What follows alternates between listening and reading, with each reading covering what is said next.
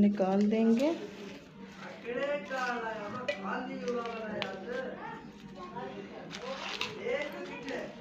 ये देखिए, तो हमारा केक रेडी है पूरा।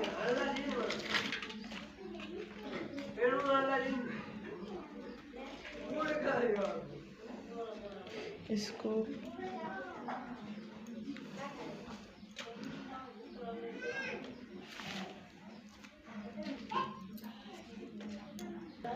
अब इसको मैं कट करके दिखा देती हूँ आपको कि किस तरह से मेरा केक रेडी है।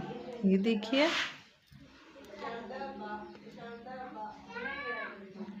तो इसी तरह आप भी बना सकते हैं। उम्मीद है आज की वीडियो आपको बहुत ज़्यादा पसंद आई होगी। प्लीज़ हमारी वीडियोस को लाइक करना मत भूलिएगा। लाइक करें, शेयर करें एंड सब्सक्राइब करें। Thank you.